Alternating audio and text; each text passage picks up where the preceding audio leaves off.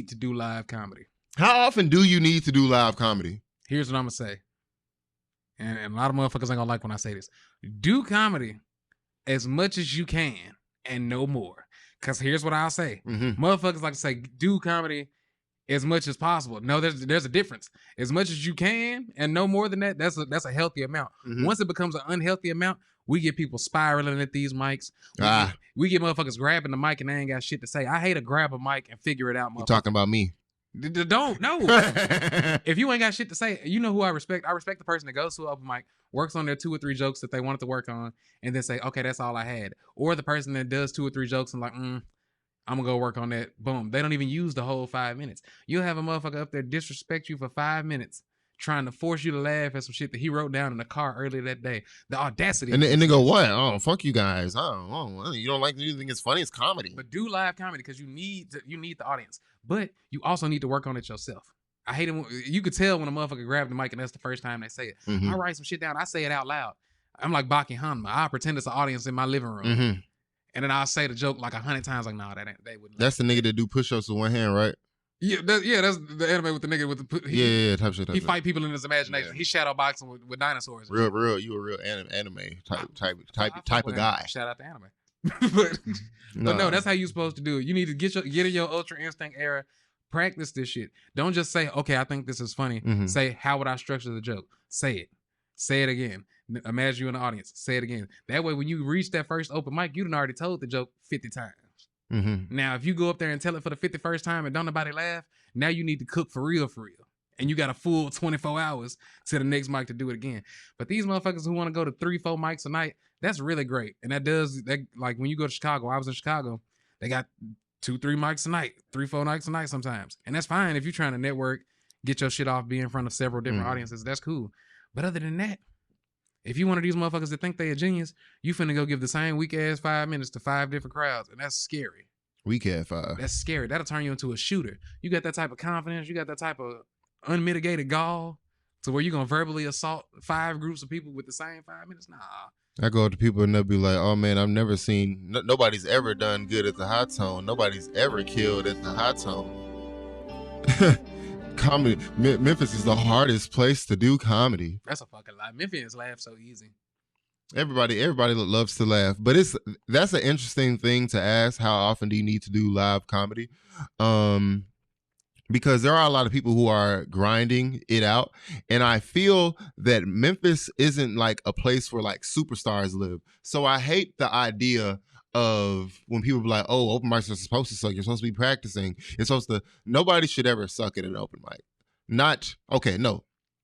Nobody should expect to suck at an open mic because people hear people like Jerry Seinfeld and Bill Burr and Kevin Hart talk about like, "Oh yeah, I was doing this many mics tonight, and it's supposed to be grueling. It's supposed to be blah blah blah blah blah." You know, But the difference is they lived in places that had a real comedy infrastructure. So the people that you were seeing at the open mics, you would see them as showcases at the end of the week and on the weekends and be like, "Oh, wow, this guy's a killer. He's hilarious."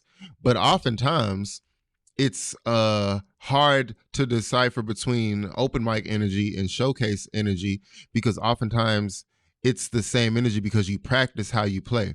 Because I fell victim to it oftentimes because, you know, you have it in your head that you're like, "Oh, I have to do open mics all the time." And now, like it happened to me yesterday. I did the Lamplighter. They had the immersive whatever where they got a guest host and then Charlie and then they talk. I fell asleep. I feel tired. I couldn't go. They talk during it, and I'm gonna put some clips in it because I actually did good. This is my worst nightmare. Let me back up so I can see when y'all start talking. All right, how y'all doing? You don't have control of the situation. You get accept that. Oh no, we good. Charlie, I don't like how you be having downtrodden blue collar energy like your name is in the street in downtown. I'm tired of that. And then I went to Madison Tavern right after, and I wasn't feeling the vibe. Shout out to Madison Tavern. Was it full? No, it wasn't really nobody there, but comedians in the Mexican Morgan Wallen. They be in the function sometimes. But I really wasn't. Shout out to Dude though, because he show up to every. Shout out to Dude. He be around. He be at every single open mic. And he's a real enigma too. Fact. He did stand up comedy the one time, and I was like, "See, he studied, and he in the lab." He did comedy. He did a spot at the Lamplighter. When he first came around, he did the spot. After that, he just stayed in the audience. I was like, oh, he's studying. Huh. But I respect that because he did it the one time and people laughed a little bit, but he was just like, nah, they ain't feeling this. And now he sits in the audience and he watches. I was like, ooh, that nigga gonna come back with a vengeance. Shout out to the Mexican Morgan Wallen. But I was literally sinking in the couch, thinking like, nah, I don't need to do comedy today because I wasn't feeling it. I wasn't feeling groovy. Because I really shout out to the Madison Tavern, but it's a good mic. I love the Madison Tavern. Shout out to Ryan Bush. I do like the Madison Tavern mic. It's the shout out to him. Anyways, I got on stage anyways, and sometimes I be feeling like you do have to go up when you don't feel like it. Like I feel like if I'm there, I have to grab the mic. Like I don't care where I'm at. I don't care if I'm at a wedding, a funeral, a bat mitzvah, with some guys. Somebody like, oh, tell some jokes. Like, but only if there's a mic. Don't talk to me at a table and be like, tell us some jokes. Like, no, I need to overpower the room when I speak. This nigga will tell jokes unsolicited. We was at a karaoke event. And he got a hot five off, and I was like, this is a rude nigga. These people didn't come here for this. No, it was their fault. They had messed up the lyrics. They was playing too much, looking for songs and whatnot. I couldn't see the lyrics anymore. I was like, all right, bet I'm getting my five off. But I think there's a difference between open mic energy and, because what you're saying, I be getting five offs at functions. You can ask around. I'm gonna put when I say this, I'm gonna put the picture of me doing five at this guy's album listening party. I just asked for the microphone. Rude as hell. Funny, but. Bomb. What we're saying is it's okay to bomb at an open mic. It's okay for them not to laugh at your jokes. But don't forget that these people who are in this audience are still an audience. They're still in attendance. And oftentimes they paid. Yeah, and oftentimes they paid. So even if you have to tap dance a little bit, if your joke isn't working, make fun of yourself. Get a laugh off. Don't get up there and have a fucking nervous breakdown or say fuck the audience. If they didn't laugh at your shit, make them laugh at you. I just want you to make it. Don't ruin the vibe by either leaving depressed or being upset. I bombed. Man, so many people's family members died on stage at the Hot Tone this week. Everybody who got up there, all my brother died, all my uncle died, all my dog died, all my dad died. Like, damn. I've bombed plenty of times. And I also don't like it when people, like when your energy go down if you know it's not full in there. Like, oh, there's nobody in there. It's 3 people in here. Don't insult these 3 real people who could be at home with their fucking family, but they here listening to weak ass jokes. No. We say 1 or 1,000. That's what we say in Memphis County. That's what they talking about. One person or 1,000 people. We're gonna give you the same show. I once did comedy for a hoe and a half in Texarkana. There was a midget and a prostitute. A midget and a prostitute. A midget and a prostitute. Prostitute and her midget friend. She was like, "Oh my God, you do comedy?" She's like, "Can you tell us some jokes?" I was like, "No, I'm straight. We'll give you $40. $40, bitch. I'm about to give you a show." Talking about you think a nigga not for the 40? I gave him a hot 25 minutes for the $40. You got me fucked up out here. $40, I'd have been no hoe doing backflips, somersaults. And then it went from a hoe and a half to like 7, 8 people. There's nothing wrong with humbling yourself in front of the audience. You are not a genius. I don't care who you are. Give those people a show. And if you feel like you cannot give them a show, if you feel like you cannot properly cultivate a vibe, then get the fuck off the stage. Hey man, it doesn't hurt to be like, all right, that's been my time. My name is Tyler Monger. Like, just get off stage. Hey, thank y'all for supporting local Memphis comedy. You could do a hot 2 minutes. Now, what I will say is you're gonna be mad at yourself for the whole week until you can do comedy again, because you was like, damn, I really could have said this. I really could have said it. But that's what you need to make you hungry. There's been plenty of times where I did one joke and was like, okay, that's all I got. Peace out, y'all. And I was like, man, that shit week ahead. Nah, next week I'm gonna do 5 minutes and I might run the light. I don't run the light. I'd be scared too.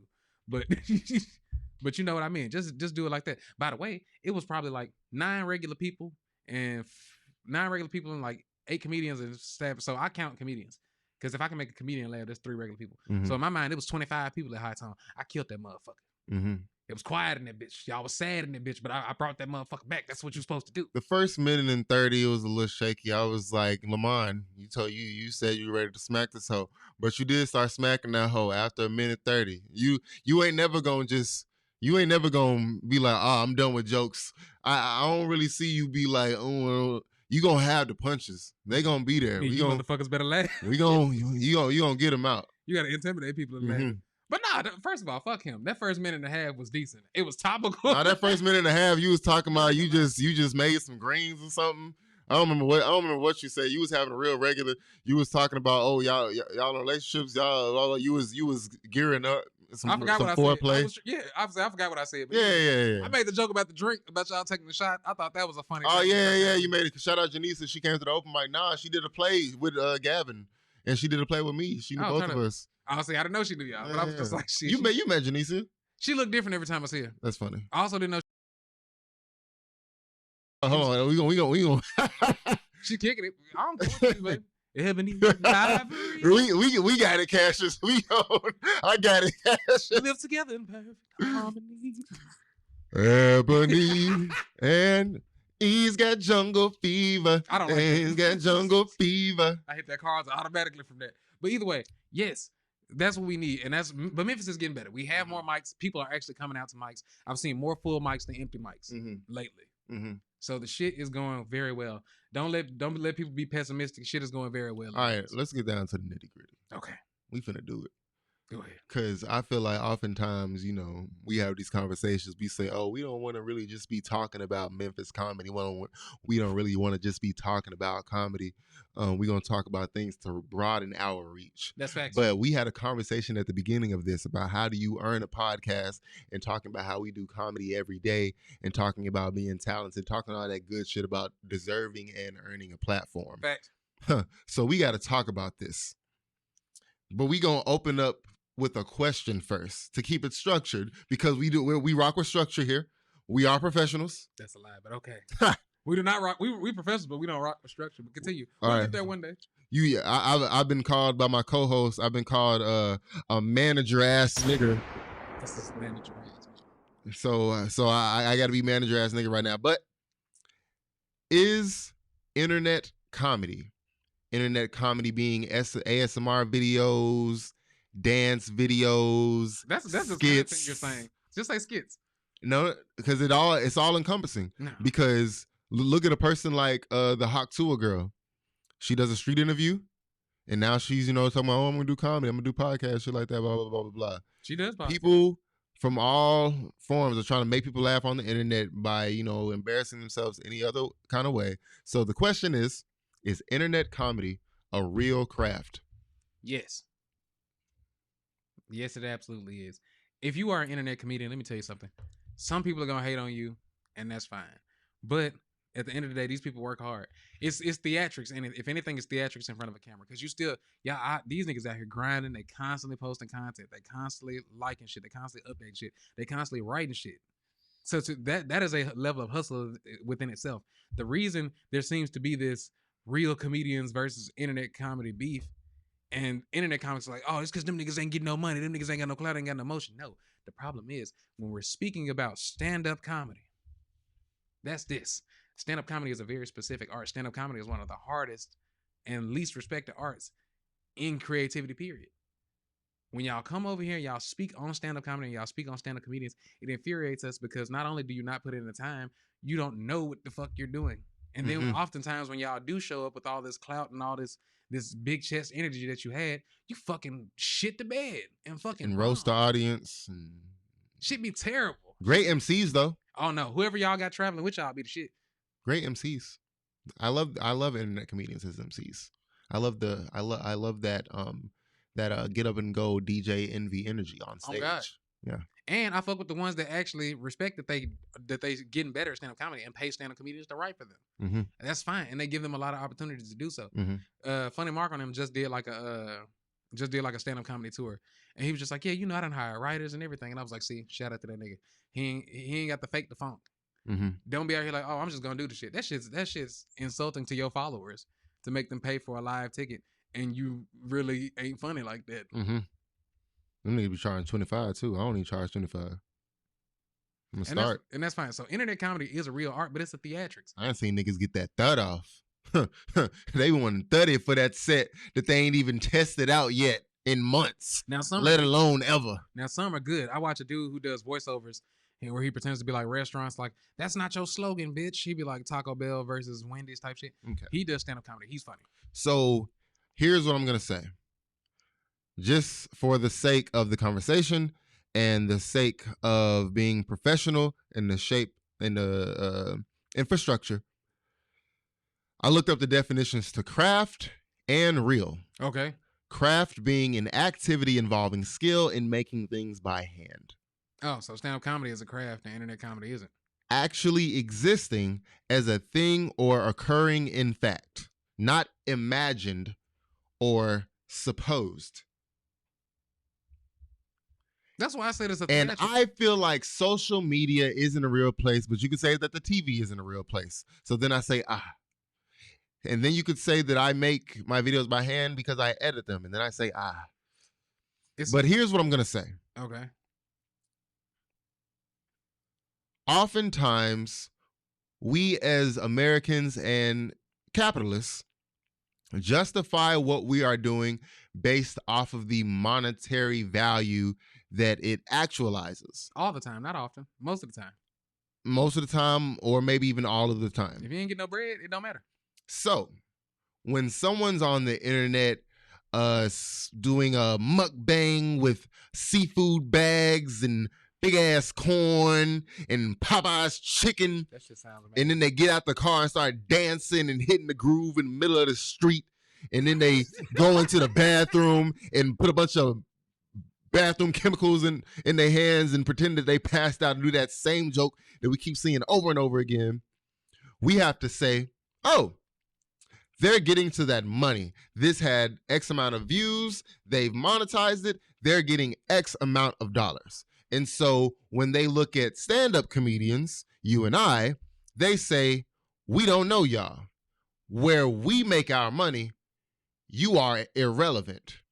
They don't care that there's an open mic every day here. They don't care that there's an established hierarchy, if you will, of established comedians who do stand up in front of live audiences.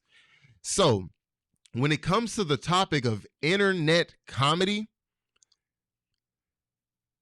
I remember we had a conversation. You were like, I can't knock nobody hustle. I can't knock nobody craft that they work hard on. Yeah, they work hard. I can. No, you can't. Because oftentimes there's no way to really know how the general public feels about what you're doing because it got so many views. But you could have 5,000 comments going, what the F is this? It doesn't matter. Why would you say that? That's the point. I don't like this. Somebody call the FBI. That's the point. Because even that is the money. The problem is those people are at work. What we're doing is something that we love, that is a craft that we want to one day become. I'm at work. Those people are already at work. I'm at work. Here's what I'll say. What's pissing them off is the comedy part. And I will say this. I wish y'all would just call yourself content creators. I wish they would just call themselves content creators because I'm tired of everybody doing the same couple of templates, putting them up in cat driving or talking over some video or some topic goes out and you immediately like the guys who was like, oh, it ain't nowhere to do comedy in Memphis, so I'm going to go to the comedy joint in Chuckles and shoot a skit and be like, oh, we doing comedy outside. Nigga, you ain't never did a 5 nowhere. Don't nobody want you to do a 5 anywhere. You wasn't doing 5s at the establishments when they was open. So how could you say that this is your craft, this is your art, when it's not even real to you? It's just real to the circumstances in which we live. Here's what I say. Number one, I wish I would call yourself content creators because it is very insulting to people who only do comedy. Like me, I only do comedy.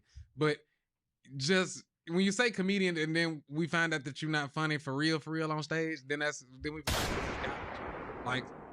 But what Richard Douglas say, shit, he put comedian in his intro on his bio on Facebook. He a comedian now, motherfucker. Mm-hmm. But that's fine. Another thing that I'm gonna say is, if you only book yourself, because this is what internet comedians do, especially like local internet comedians, they book themselves and their homeboys, and they do these little shows at these bars and these hookah lounges, and they invite like their family and their friends. Like, oh, you invite all your people, I'm invite all my people. If 15 of your friends and family just say that y'all are funny, you aren't really fucking. That's just a get together. Niggas are just having a loud get together, smoke a hookah and cigarettes in the function, and somebody with their ass out serve everybody lamb chops and motherfucking hunch punch. Nigga, y'all not doing comedy. Like you building the party. Y'all niggas having a celebration. Niggas be having a family reunion. I told you. Like that's why I be sick of all this because niggas got mad at us last week because we was talking about a nigga who throw comedy shows and then give himself awards. Niggas not Remember the Titans. This is not a big party. We're not singing Kumbaya. Nigga, and maybe it's uppity for me to be like, I'm doing stand-up comedy. I'm going to away games every day. Nigga, I'm going to Carnival. I'm going here. These niggas be MCs. And I said that the first time. That's what jumped the beef, quote-unquote, beef off. That's when a nigga really got mad at me. I was like, oh, he's not really a comedian. He's an MC. These niggas be host all party. Yeah. And then he was be a party promoter. They was like, fuck you, bitch-ass nigga. I am a comedian. I was like, nigga, where you be doing comedy at? On my phone. I be doing comedy on my phone. Because it's these wild and out-ass niggas. Like, because that's the thing. People People exist under the circumstances in which they live in. Facts. And they exist in the world that they have created for themselves. Facts. And so in our culture right now in comedy, people think of Drewski. They think of 85 South Show. They think of Wild 'N Out. But you remember on South Park where they said that, well, the average American is dumb as fuck. Right. So I love Drewski. Love the skits. I paid for me and my woman at the time to get meet and greet tickets because we wanted to meet Drewski. We wanted to go to the show. We wanted to be from where we wanted to be around. Yeah. It's Drewski. It's Drewski. Please tell me you paid for your woman and not just for yourself. Nah, of course I paid for my woman. I'm saying, why the fuck? Because I'm a comedian. I ain't gonna lie, I don't go see a lot of you famous niggas. I go see it, but I saw Cowboy Fly when he was at Chuckles. I saw I bought little pistol starter tickets, but when I got there, those people we know though. Those people we know. When I saw Don DC Curry was gonna be at Chuckles, I had pull up to Chuckles. I saw Dave Chappelle. I saw Chris Rock. I saw Earthquake. I saw Gary Owens. You're not too good to go watch to buy comedians tickets, Lamont. Let me tell you something. Yes, the fuck I am. Because I work hard for my motherfucking money. Let me tell you, all you great stand-up comedians, y'all have truly been my mentors throughout the years for seeing y'all on television. You would want me to keep my motherfucking money in my pocket. Let's keep it a buck. Because when Chappelle came to Memphis, it was like, oh my God, you're not gonna go see Chappelle. Chappelle ain't never came to see me, and the nigga probably never will. Right. That's cool. I fuck with Dave Chappelle. His comedy is great. It don't mean that I'm about to come in my motherfucking pocket and go pay for a nigga to do stand-up comedy. When I know people who are hilarious here in the city, there's nothing that nigga gonna say that's revolutionary. They act like they gonna go and hear a golden Easter egg on how to do comedy. No, fuck that. Appreciate the mentors that you have around you and stop fucking. But other niggas have more money than me. I am coming from a broke nigga perspective. Whoa, calm down, Jamal. Don't pull out the 9. But I'm not finna give these motherfuckers my money that they don't need. I work hard for my money. Not that they don't, but they fucking don't. Dave Chappelle is a celebrity. That nigga ain't out here toting boxes like a nigga at FedEx to then charge $60 for a ticket. That's funny. Fuck that. But just to get back on topic, back to the internet comedy thing. We had these people to get their chest so puffed up because of social media, and they start popping off at real comedians, start popping off at you, start popping off at LaToya. And we as a culture just deal with that because I start to realize that these niggas aren't comedians. Oftentimes, they're trying to sell something else. Yep. Like, you're not a stand-up comedian. You're trying to sell your reels and sell the fact that you think you're a comedian. Niggas trying to... Because the Toya shit started because basically Toya had a comedy club and Toya was like a real comedy mentor. Like, if you wasn't funny, Toya would be like, get that weak ass shit out of here. And then she'll grab the mic. And a lot of niggas didn't like that. And even the niggas who wasn't funny, the only place we saw you, the only place you were doing your shows was that Toya shit. That was the only time we saw you. Niggas don't even get booked at the Hot Cotton. Niggas don't even get booked at the Lamplighter. Niggas don't get booked nowhere. Now me, I'm not gonna lie. Niggas ain't getting booked at Exxon. Like, I am not liked. And if motherfuckers, because after this, somebody's gonna go check my resume like, that nigga barely be booked. I'm barely booked because I'm not gonna lie, I am an asshole. And comedians who book shows, you're booked. I'm not. You got a couple shows in Little Rock coming up. You got a show at the Germantown Community Theater coming up. I'm not as booked as I should be. You're not as booked as you. You're not as booked as you could be. Yes, because I'm an asshole. Because there's always more hours in the day, but you are booked. 2 shows a month. That's always been my rule. As long as I work 2 jobs. My rule is always, as long as I booked on 2 shows a month, people will know that I still do this. Any less people like, that nigga don't do comedy for real. Nah. But no, stop talking about LaToya. Y'all weird ass niggas. And you would stamp, you know what I'm saying, somebody going at LaToya on business like that, because that's the only time we don't really see you doing comedy. You popped out like at Tony's Trophy Room, but like, come on, son, that's weird. That's Oscar P, that's weird. You in the comments, you an OG. You one of the, come on, you holding the staff. That's weird. You one of the people holding the culture down. You standing at the gate. You one of them guys. Hold on. How that nigga standing at the gate of Memphis Comedy? We not finna let that slide. That nigga ain't doing no shit in Memphis Comedy. But he's here. But he's one of the guys. He's one of the vanguard. No, the fuck he not. He gotta be. How many shows you got to put him up there. You got to put with the Cletuses, with the Rob Loves. I don't have to do a bitch ass thing. But anyways, I say that to say it's just like it's lame, bro. We gotta all be together. We have been together. I feel like I'm gonna literally title this "We Are Comedians." Also, and every episode not gonna be about comedy, but we had to get this off. Literally, this is an emergency podcast. No. Emergency podcast. We had to talk about this. We had to come in here and do this, nigga. Because I don't realize what's happening in the comedy world. This nigga crashing out. Let me tell you something. I'm not crashing out. We do this with comedy all the time. We're going to talk shit to each other. We are going to openly criticize one another, and then we're going to continue to do business. We're supposed to be a family. All the people that come in from the outside, whether it's these fake-ass producers or these internet comedians or whatever, you are tender because you're not a stand-up comedian. Every stand-up comedian in Memphis, I done criticize them. Threaten to slap. We done got to argue. I done threatened to slap some of these niggas. I done threatened to fight some of these niggas. At the end of the day, we are professionals and we family. So we're gonna keep this shit moving. If matter of fact, here's gonna be the Lamont challenge. If Lamont never made you mad, comment what I did, and I guarantee you it was some bullshit. But these still people who I fuck with. It be some bullshit. Nigga called my dad about the comedy. You called my father?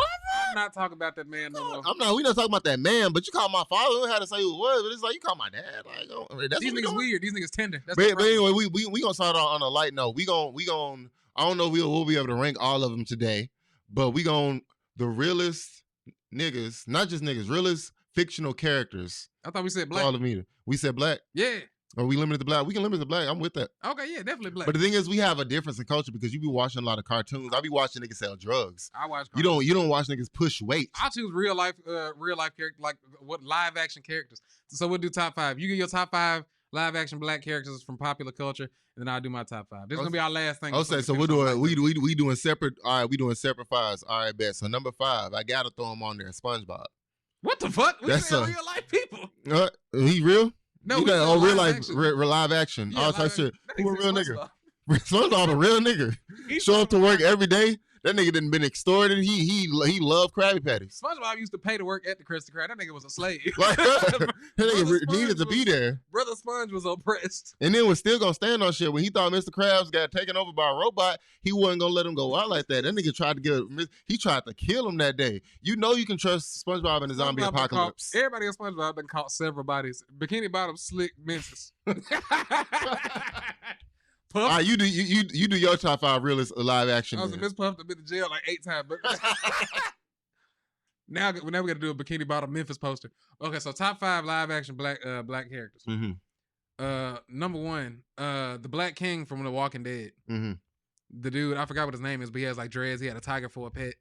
He started fucking on the old white bitch. He was a real ass nigga. He built a whole community in the apocalypse. I don't know why he chose a King Arthur Knight persona, but he was cool, and he managed to keep tended to dreads in the apocalypse. That nigga shit did never look dry. There was no dandruff involved. Top 5. Number 4, Mr. Mosby from Sweet Life of Zack and Cody. This nigga said Mr. Mosby. Mr. Mosby. Here's the thing. Mr. Mosby is a modern day archetype of like a mammy. Mr. Mosby took care of a rich person's child and dealt with all these other white children because their parents are irresponsible. And I like that because Phil Lewis, was that Phil Lewis? I think so. But Phil Lewis did a great job portraying an archetype that is harmful to black people, but in a comedic fashion and so well done that it made us love him. But it is some mammy from Gone with the Wind ass shit, and that's how Disney tried to play it. And he did what he did, and he got that paper. Mm-hmm. Number 3, the Hermes. No, that's a lot of live action. The nigga from The Harder They Fall. I forgot who the young dude from The Harder They Fall who died getting killed by. Yeah. I'm liking it with the blam blams. Admit it. He made that movie. He did. The movie was slick, boring as fuck. That kept me in there. It's an amazing movie. It's also a sequel. If you haven't seen the first part, what? The Harder They Fall is a sequel. Huh? There was an original. There's an original Western to that had Erykah Badu and them in it that came out first. Boy, you lying? Nope. Hold on. And while he searched that up, I'm gonna do my last 2. Uh-huh. Let me think. Anybody played by Loretta Devine? Loretta Devine is a black staple. Anybody played by Loretta Devine is fucking phenomenal.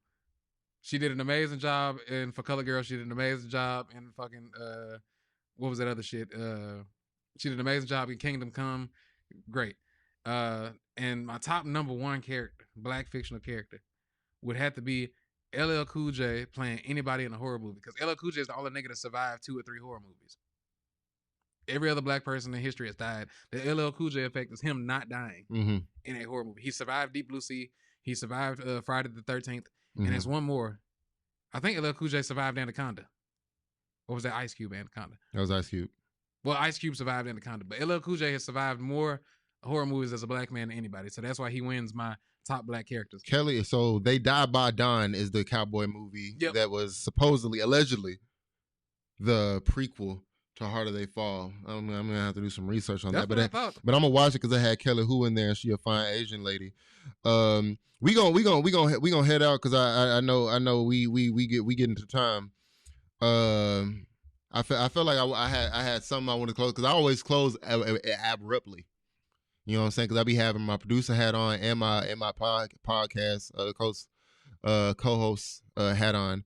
We got to figure out a way we end each episode. Like, is each episode gonna be us ranking stuff? I think that's good. Oh, end it with the ranking. Yeah, that's decent. But either way, before he says whatever he's gonna say to close it, in the description of this on YouTube, when you go to watch it, we are going to put a list of every open mic in Memphis. So you're damn right we are. Yeah. So if you want to do comedy or if you want to support, we're going to put the day of the week and we're going to put what shows and locations are going to be. It's going to be a long ass description. But screenshot that motherfucker. You need to know where comedy lives. We are the backbone. It's a lot of music. It's only a few concerts. Hey, you talking the right thing because we are the backbone of Memphis comedy. Let me tell you, I think I'm one of the people that's really keeping Memphis comedy together. I coined the phrase "comedy is alive and well." Let me say that. I also have a deep hand in one of the most prominent comedy venues here in the High Tone, and also I coined the phrase, I'm making crack, and I've given help to so many jokes over the years. Hey, listen, I really feel like I don't get my due diligence. To this day. Not too much on me. To this day.